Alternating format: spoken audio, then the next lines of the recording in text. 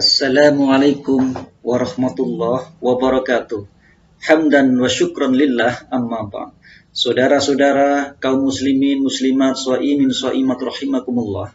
Ayah bunda, adik-adik remaja, generasi penerus bangsa, serta anak-anakku semuanya yang insya Allah semoga senantiasa mendapatkan keberkahan dan perlindungan dari Allah Subhanahu wa Ta'ala.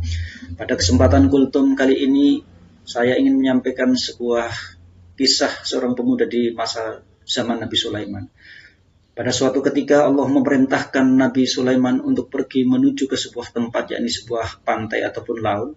Di sana Nabi Sulaiman akan menemukan sebuah kejadian yang luar biasa, kata Allah. Nabi Sulaiman pun bergegas menuju ke tempat yang dimaksudkan oleh Allah bersama rombongan jin dan manusia. Sesampai di sana, Nabi Sulaiman menengok ke kanan, menengok ke kiri. Tapi Nabi Sulaiman tidak melihat apapun di sana. Kemudian Nabi Sulaiman memerintahkan kepada jin Ifrit untuk menyelam ke dalam lautan yang terdalam untuk melihat kejadian apa sesungguhnya yang terjadi, sehingga Allah mengutusku untuk melihat kejadian luar biasa yang ada di laut ini. Tapi lagi-lagi jin Ifrit pun tidak menemukan apapun, sehingga akhirnya Nabi Sulaiman memerintahkan kepada Asif Bakhia, beliau seorang waliullah yang doanya mustajab dan dikabulkan oleh Allah, sehingga akhirnya Allah mengabulkan doa Asif Bakhia itu. Nabi Sulaiman pun atas izin Allah bisa melihat bahwa di dalam dasar laut yang terdalam itu ada sebuah kubah, di mana di dalam kubah tersebut terbuka pintunya. Di situ ada seorang pemuda berpakaian putih yang bersinar sedang melakukan sholat. Kemudian Nabi Sulaiman menyampaikan salam kepada pemuda tersebut dan bertanya kepada pemuda tersebut, "Wahai pemuda, kenapa engkau bisa berada di tempat ini?"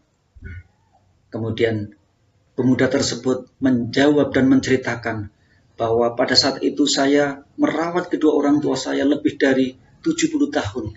Karena di antara anak-anak yang lain tidak ada yang mau mengurus orang tua saya. Karena orang tua saya adalah orang tua yang miskin, yang tidak memiliki warisan sedikit pun. Tapi saya merawat kedua orang tua saya yang sudah tua renta. Orang tua saya sudah lumpuh, ayah saya yang lumpuh, ibu saya yang buta. Saya harus merawatnya, menyuapnya, memandikannya, menggendongnya setiap hari dengan penuh kasih sayang. Kemudian Nabi Sulaiman bertanya lagi kepada pemuda tersebut, "Lalu bagaimana engkau bisa berada di situ? Ketika orang tua saya meninggal, orang tua saya mendoakan kepada saya, ibu saya mendoakan saya, ya Allah, panjangkanlah umur anakku dan jadikan dia orang yang senantiasa taat kepadamu. Sementara ayah saya ketika mau wafat mendoakan kepadaku, ya Allah, tempatkanlah anakku ini di tempat di mana setan tidak bisa menemukan." Dan ketika itu, ketika orang tua saya meninggal dunia, dua-duanya sudah wafat, saya kemudian pergi menuju ke pantai. Di situ saya melihat ada kubah besar dan saya masuk ke dalamnya. Dan ada beberapa malaikat yang mengantarkan saya sehingga saya masuk ke dalam dasar lautan yang paling dalam, dan saya berada di tempat kubah ini. "Lalu bagaimana dengan makananmu sehari-hari?" kata Nabi Sulaiman. "Saya setiap hari bisa makan dengan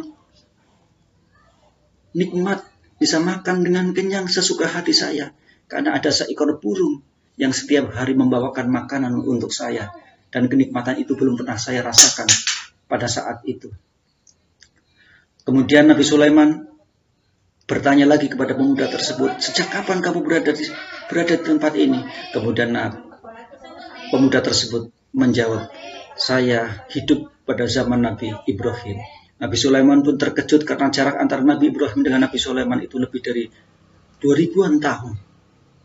Dan Nabi Sulaiman kemudian memberikan ajakan, "Wahai pemuda, apakah kamu bersedia untuk ikut ke kerajaan saya?" Tapi pemuda tersebut tidak bersedia karena pemuda tersebut sudah merasakan senang, bahagia, dan nyaman berada di tempat itu.